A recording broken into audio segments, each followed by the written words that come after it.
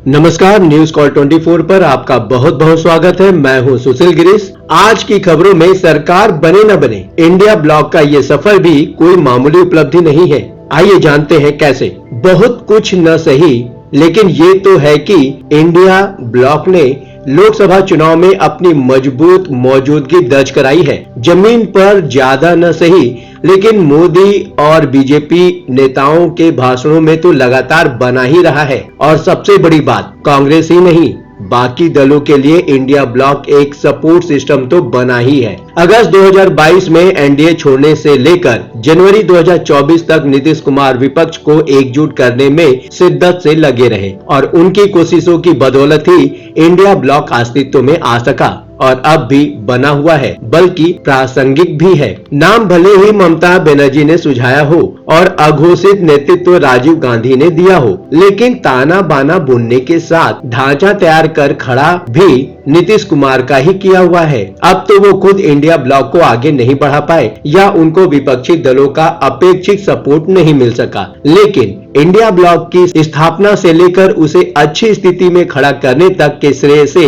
उनको वंचित नहीं किया जा सकता है। और ये मानने में भी विपक्षी दलों को संकोच नहीं होना चाहिए कि अगर नीतीश कुमार अब भी साथ होते तो बात कुछ और ही होती। और हाँ, ममता बनर्जी भी दूर से ही कभी हाँ और कभी ना नहीं कर रही होती तो भी मामला अलग होता। ये ठीक है कि नीतीश कुमार की उम्र बढ़ती जा रही है, ये भी ठीक है कि उनकी लोकप्रियता में कमी आई है, और ये भी ठीक है कि उनका अपना कोई जनाधार नहीं है। लेकिन ये तो सच है ना कि जिस किसी के साथ नीतीश कुमार होते हैं, पड़ला तो उसका भारी हो ही जाता है। ये बात नीतीश कुमार के महागठबंधन में होने के दौरान भी देखा जा चुका है और एनडीए में उनको बीजेपी के साथ रहते हुए भी महसूस किया जाता है। राजनीतिक चाल ही सही, लेकिन पासा तो तेजस्वी यादव की तरफ से अब भी फेंका ही जा रहा है और नीतीश कुमार बस ये बोलकर खामोश हो जाते हैं कि अब वो कहीं भी नहीं जा रहे हैं। पहली बात, न नीतीश साथ है न ममता,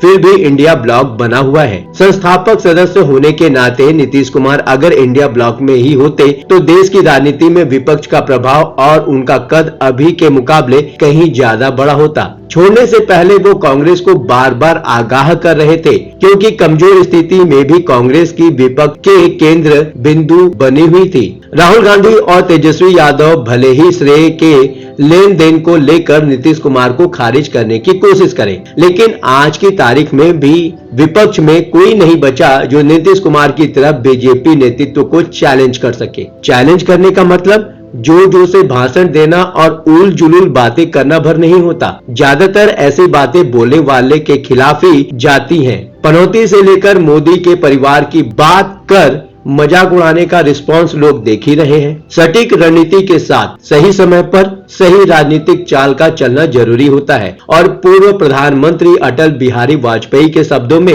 ये जानना और समझना भी जरूरी होता है कि कहाँ चुप रहना है और कहां बोलना है। लेकिन सबके सब ऐसे भागे जा रहे हैं जैसे रेस पूरी करनी हो। अगर ममता बनर्जी भी इंडिया ब्लॉक में वैसे ही साथ होती जैसे अरविंद केजरीवाल और अखिलेश यादव डटे हुए हैं तो मामला बिल्कुल अलग होता। मुश्किल ये है कि कांग्रेस नेतृत्व को न तो नीतीश कुमार की बात समझ में आई, न ही ममता बनर्जी की। बावजूद ऐसे सभी नुकसान के इंडिया ब्लॉक के लिए सबसे बड़ी बात है कि न नीतीश कुमार साथ है न ही ममता बनर्जी साथ है, लेकिन उसका अस्तित्व खत्म नहीं हुआ है और बीजेपी चाहकर भी विपक्षी गठबंधन को उससे ज्यादा कमजोर नहीं कर सकी जितना वो अपनी गलतियों के चलते हो गया। दूसरी बात, कांग्रेस के लिए सबसे बड़ा सपोर्ट सिस्टम है इंडिया ब्लॉक। कांग्रेस की हालात तो पहले से ही अकेले चने की तरह हो चुकी है, लेकिन अकेला चना भांड नहीं फोड़ पाता। कांग्रेस अकेले करती भी तो क्या कर पाती जब कांग्रेस के नेता की कुव्वत अपने दम पर चुनाव जिताने की न रह गई हो और न ही कोई स्पष्ट उम्मीद दिखाई पड़ रही हो। इंडिया ब्लॉक लोकसभा चुनाव 2024 में बहुत बड़ा संबल बना है। अगर राहुल गांधी के पास अखिलेश यादव, तेजस्वी यादव, के स्टालिन और लेफ्ट नेताओं का सपोर्ट नहीं होता तो कहां तक और क्या हासिल कर पाते। राहुल गांधी के पास बड़ा मौका था और वो चाहते तो इंडिया ब्लॉक का बहुत ज्यादा फायदा उठा सकते थे, लेकिन हो सकता है उनका मकसद कुछ और हो, किसी और बात का इंतजार हो। तीसरी बात, केजरीवाल और अखिलेश के लिए इंडिया ब्लॉक की क्या भूमिका है? दिल्ली के मुख्यमंत्री अरविंद केजरीवाल ही नहीं, यूपी के पूर्व मुख्यमंत्री अखिलेश यादव भी बड़े ही मुश्किल संघर्ष के दौर से गुजर रहे हैं। निश्चित तौर पर कांग्रेस भी उनके साथ होने से खुद को यूपी और दिल्ली दोनों जगह बेहतर स्थिति में पा रही हो, लेकिन दोनों तरफ से थोड़ा और बड़ा दिल दिखाया गया होता तो और अच्छे नतीजों की संभावना बन रही होती। जो कांग्रेस रायबरेली और अमेठी लोकसभा सीट जीतने के लिए जूझ रही हो, उसके हिस्से में वाराणसी की सीट देना और उसकी बलिया की डिमांड को नजरअंदाज करना कहां तक उचित था, लेकिन अखिलेश यादव ऐसा नहीं कर सके। जयंत चौधरी का साथ छूट जाने के बाद तो ये सब और भी ध्यान से देखना चाहिए था। बलिया की ही बात करें तो कांग्रेस वहां